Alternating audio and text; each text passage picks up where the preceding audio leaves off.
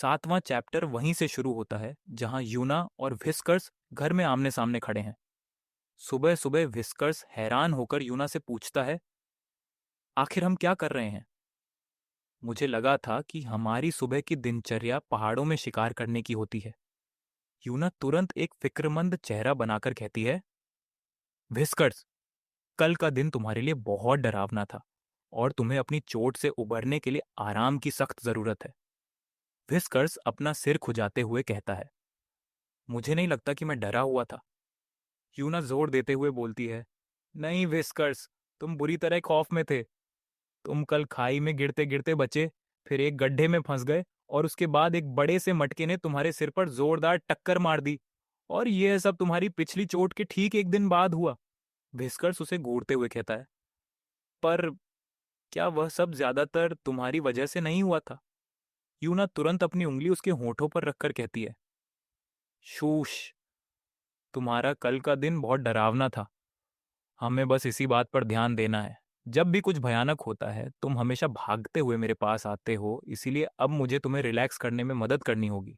Whiskers थोड़ा उदास होकर पूछता है, क्या इसका मतलब ये है कि हम फिर से वही कीड़े मकोड़ों और सब्जियों वाला सूप पीने वाले हैं? यूना बात को टालते हुए कहती है, मैं इसके बाद शिकार पर जाऊंगी, लेकिन अभी के लिए अपना ध्यान लगाओ। चलो, एक गहरी सांस अंदर लो और बाहर छोड़ो। तुम इसलिए डरे हुए हो क्योंकि तुम्हारे साथ लगातार बुरी चीजें हो रही हैं। तुम्हारी जिंदगी बहुत बेकार चल रही है। ऐसा लगता है जैसे तुम्हारी जिंदगी पर कोई शाप है। इससे पहले कि हालत और बदतर हो, हमें इसे ठीक करना होगा। अगली बार यह सिर्फ सिर पर एक मामूली चोट नहीं होगी। हो सकता है कि वह तुम्हारी गर्दन हो, तुम्हारा दिल हो, या उससे भी बुरा, जैसे आसमान से कोई चाकू सीधे तुम्हारे अनमोल रत्नों पर आ गिरे। फिर कोई छोटे व्हिस्कर्स बाबू नहीं होंगे। इसलिए अपनी जान के लिए डरो, व्हिस्कर्स। व्हिस्कर्स कंफ्यूज होकर कहता है, पर अभी अभी तो तुमने मुझे डरने के लिए कहा था। यूना उसकी आंखों में देखते हुए कहती है, पर डरो मत। मैं अपनी जान देकर भी तुम्हारी रक्षा करूंगी, क्योंकि तुम मेरे मासूम डरपोक बिल्ली के बच्चे हो। कौन है मेरा प्यारा डरपोक बिल्ली का बच्चा? तभी अचानक एक जोरदार छटाक की आवाज आती है। व्हिस्कर्स पास रखे एक बड़े से घंटे को अपने पंजे से तोड़ देता है और गंभीर आवाज में कहता है, मुझे भूख लगी है। और रिकॉर्ड के लिए बता दूं, यह एक घंटा मिट्टी का बना था, बहुत कमजोर था, बिल्कुल तुम्हारी तरह। मैं जा रहा हूं चिड़ियों का शिकार करने। यूना घबरा कर कहती है, मैं भी साथ चल रही हूं। फिस्कर्स मना करता है तो यूना चिल्लाती है, नहीं, मेरा मतलब है, अब समय आ गया है कि तुम इस गांव के एक पुरुष के रूप में अपनी भूमिका को स्वीकार करना शुरू करो। फिस्कर्स पूछता है, और वह कौन सी भूमिका है? यूना एक नया बहाना घड़ते हुए बोलती है, इस गांव के नर जंगली सुअर काम नहीं करते। वे घर पर बैठकर अपनी मादाओं का इंतजार करते हैं कि वे उनके लिए खाना लेकर आएंगी। बिल्कुल पवित्र, विनम्र और दुनिया की गंदगी से दूर, या यूं कहें कि असली काम की गंदगी से दूर। जैसे एक खूबसूरत मोती अपनी सीप के अंदर छिपा होता है, दुनिया की बुरी नजरों से सुरक्षित। जरा देखो इन अनमोल मोतियों को। व्हिस्कर्स उसके इस अजीब नाटक को देखकर कहता है, क्या ये तुम्हारा घुमा फिराकर ये कहने का काव्यात्मक तरीका है कि तुम्हें मेरा कौमार्य, यानी मेरी वर्जिनिटी चाहिए? यूना सकपका जाती है और हकलाते हुए बोलती है, क्या तुम, क्या मैं, मेरा मतलब है हाँ, तुम सही कह रहे हो। मैं तुम्हारी उस अनखुली किताब की शाश्वत रक्षक हूं, जिसका आज तक किसी ने एक अक्षर भी नहीं पढ़ा है।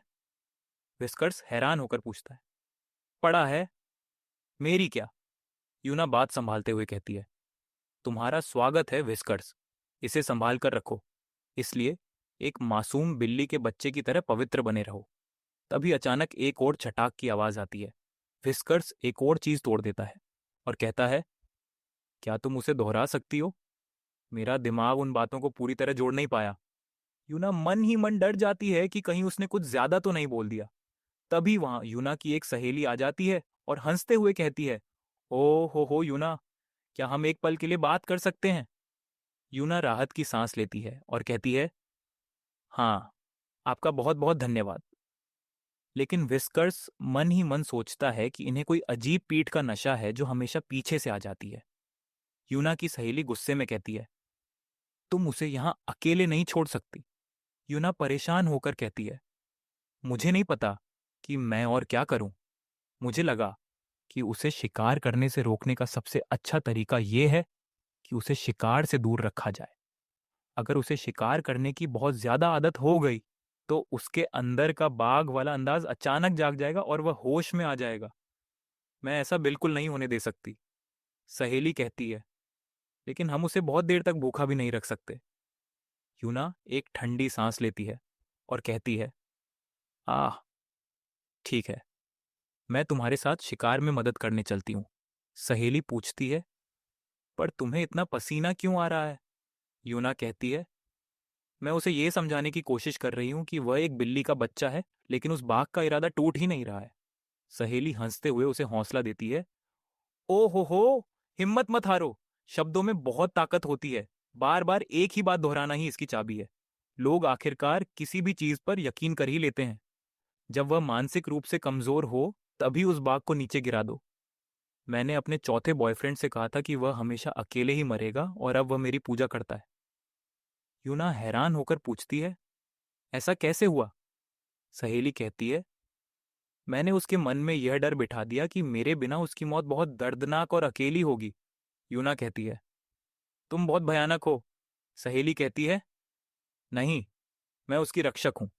हम दोनों यही तो हैं। तो चलो, इनके दिमाग को पूरी तरह खोखला करते हैं।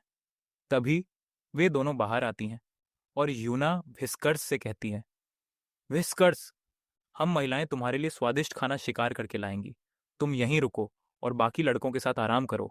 विस्कर्स गंभीरता से कहता है, अगर तुम जल्दी वापस नहीं आई तो मैं तुम्हें ढूंढने आ जाऊंगा। यूना थोड़ा शर्मा कर कहती है, क्या तुम यह बात थोड़े मीठे अंदाज में कह सकते हो? विस्कर्स सपाट आवाज में कहता है, मैं तुम्हें हमेशा ढूंढ लूंगा। यूना कहती है, तुम्हारी बातों के आसपास उड़ते हुए फूल भी तुम्हारी कड़वाहट को कम नहीं कर रहे हैं। ठीक है, अब हमारे जाने का समय हो गया है।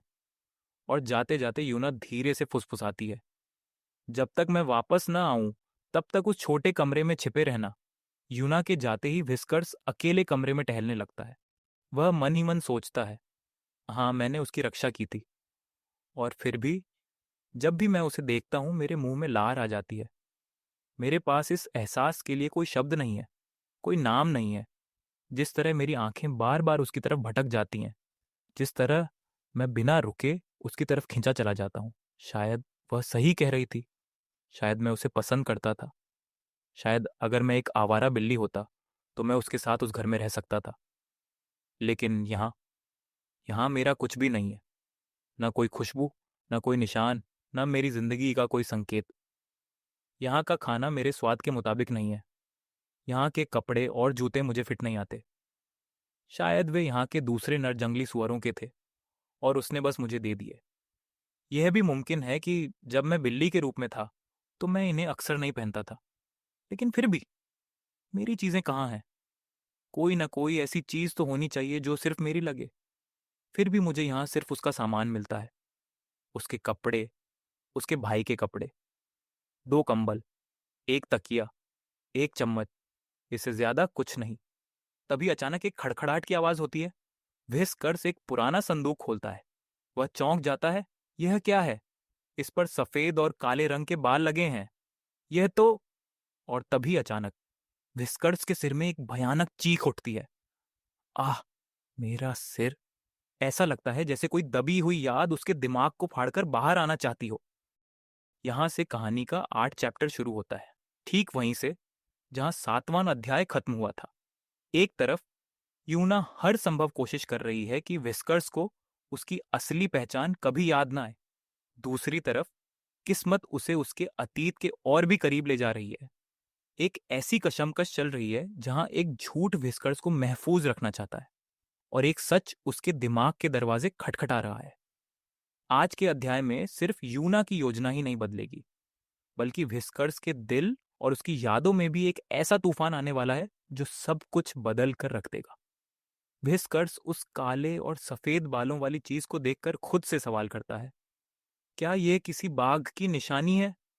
नहीं, ऐसा नहीं हो सकता। शायद ये किसी बिल्ली की खाल हो जो बाघ जैसी दिखती है, या फिर कोई खिलौना। उसे कुछ समझ नहीं आ रहा था। लेकिन एक बात साफ थी, उस घर में यूना का तो सब कुछ था, पर विस्कर्स का अपना कुछ नहीं था। उसे महसूस होने लगता है कि शायद इस घर में कोई भी सच में उसका अपना नहीं है। इसी सच का पता लगाने के लिए विस्कर्स घर की चौखट लांग कर जंगल की तरफ निकल पड़ता है। विस्कर्स तेजी से जंगल की तरफ बढ़ रहा होता है, लेकिन तभी उसे एहसास होता है कि कोई उसका पीछा कर रहा है। वह अचानक रुकता है, पीछे मुड़कर देखता है और थोड़े कड़क स्वर में बोलता है, विस्कर्स, तुम दोनों मेरा पीछा क्यों कर रहे हो? सामने जंगल के दो छोटे बच्चे खड़े थे जो असल में रूप बदलने वाले जंगली सुअर थे। उनमें से एक थोड़ा शर्माते हुए पर अपनी आदत से मजबूर होकर बोलता है, छोटा सुअर, सच कहें भाई तो यह हमारी आदत है। हमें किसी बड़े और ताकतवर के पीछे पीछे चलना पसंद है। पर आपका पूछने का तरीका काफी शानदार था। विस्कर्स, यूना तुम्हारी बहन है ना? छोटा सुअर, हाँ, पर हम सगे भाई बहन नहीं हैं। हम दोनों को कबीले की एक पुरानी बुजुर्ग महिला ने सहारा दिया था। हमारे पिता रूप बदलने वाले शिकारी थे और माताएं साधारण जंगली सुअर। जब हम इंसान के रूप में बदले तो हमारी माँ में हमें पहचान ही नहीं पाई और उन्होंने हमें छोड़ दिया। हमारे बाप तो पहले से ही गायब थे। अगर वह बुजुर्ग महिला हमें न पालती तो हम अकेले जी नहीं सकते थे। मैं अभी छोटा हूँ, खुद खाना भी नहीं ढूंढ सकता। और दीदी के पास तो। तभी उनका दूसरा भाई मिन्न अचानक बीच में बोल पड़ता है, बिल्कुल किसी किताबी दार्शनिक की तरह। मिन, जब किस्मत के धागे आपस में उलझते हैं तो अनजानों के बीच का रिश्ता भी खून के रिश्ते से ज्यादा गहरा और अटूट हो जाता है। फिस्कर्स हैरान होकर देखता है। फिस्कर्स, तुम मिन हो ना?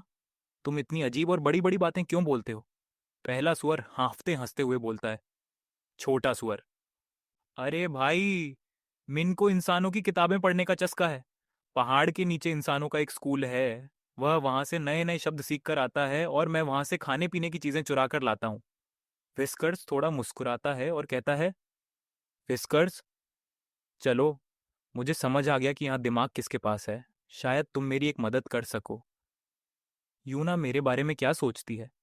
मिन गंभीरता और गहराई से कहता है। मिन, मैंने पढ़ा है कि एक औरत का दिल जीतना दुनिया का सबसे खूबसूरत और नाजुक काम है। यह किसी ठंडी हवा के झोंके जैसा होता है, जो छुए तो रूह तक महक जाती है, पर उसे बांध कर रखना आसान नहीं होता। विस्कर्स, तो तुम्हारा क्या सुझाव है? मुझे क्या करना चाहिए? पहला सुअर बहुत भोलेपन से अपने कबीले की बातें बताने लगता है। छोटा सुअर, हमारे कबीले में तो सीधा हिसाब है। जब दो साथी एक दूसरे को चाहने लगते हैं तो वे एक दूसरे के करीब आते हैं, प्यार जताते हैं और अपने रिश्ते को गहरा बनाते हैं। विस्कर्स, करीब आना, प्यार जताना, तुम्हारा मतलब सच में एक दूसरे के दिल के करीब होना? छोटा सुअर, हाँ, जब दो दिल एक होते हैं तो वे एक दूसरे का ख्याल रखते हैं, शिकार साथ करते हैं, एक दूसरे की थकान मिटाते हैं और रात भर तारों के नीचे बैठकर एक दूसरे की बाहों में खोए रहते हैं। जब प्यार सच्चा हो तो हर पल जादू जैसा लगता है, पर अगर प्यार में दूरी आ जाए तो दिल तड़पने लगता है। ये सुनते ही विस्कर्स के दिमाग में अचानक एक ख्याल आता है और उसकी धड़कनें तेज हो जाती हैं। वह डरते डरते पूछता है, विस्कर्स, क्या क्या यूना के दिल में भी किसी के लिए ऐसा प्यार है? क्या कोई और है जो उसके इतने करीब है? छोटा सुअर सोचकर बोलता है। छोटा सुअर, अभी तो कोई नहीं है, पर वह अक्सर एक लड़के के बारे में बात करती है। कहती थी कि वह अब तक का सबसे खूबसूरत और दिलकश इंसान है जिससे वह कभी मिली है। जब भी वह उसका जिक्र करती है उसकी आंखों में एक अजीब सी चमक आ जाती है। यह सुनते ही फिस्कर्स के सीने में अचानक जलन, बेचैनी और एक अनजाने प्यार की गहरी लहर दौड़ जाती है। उसका दिमाग पूरी तरह घूम जाता है। वह मन ही मन सोचने लगता है, क्या यूना किसी और के ख्वाब देखती है? क्या उसके दिल में मेरे अलावा कोई और जगह बना रहा है? मैं ऐसा बिल्कुल नहीं होने दे सकता। कम से कम तब तक तो नहीं, जब तक मुझे सब कुछ याद ना आ जाए। पर रुको, क्या मैं ही वह नहीं हूं जिससे वह प्यार करती थी? क्या मेरे दूर होने से उसके दिल की तड़प बढ़ गई है? अगर वह किसी और की ओर देखने भी लगे तो ये खामोश दर्द मुझे अंदर से तोड़ देगा। मैं उसे किसी और का होते हुए नहीं देख सकता। व्हिस्कर्स की आंखों में अब एक अजीब सी कशिश, जुनून और पक्का इरादा झलकने लगता है। वह उन दोनों सुअरों की तरफ देखता है और धीमी पर गहरी आवाज में कहता है, व्हिस्कर्स, अगर यूना को अपने कद्रदान और सच्चे प्यार की तलाश है तो ठीक है, मैं उसे दिखा दूंगा कि उसके दिल की धड़कन सिर्फ मेरे नाम से चलती है। उसे मेरे सिवा किसी और की आगोश की जरूरत नहीं पड़ेगी। व्हिस्कर्स के अंदर का वह प्रेमी और रक्षक अब पूरी तरह जाग चुका था। उसकी चाल में एक अलग ही नशा और रुआब आ गया था। वे दोनों छोटे सुअर आपस में डरकर और हैरान होकर फुसफुसाते हैं। पहला सुअर धीरे से कहता है, छोटा सुअर, सुनो मिन, मुझे लगता है कि हमने भाई के सोए हुए दिल में प्यार की नहीं, बल्कि एक आग जला दी है। यहीं पर अध्याय 8 खत्म होता है। अगर आप चैनल पर नए हैं तो सब्सक्राइब कीजिए और अगर वीडियो पसंद आया हो तो लाइक कीजिए। मिलते हैं अगले अध्याय में।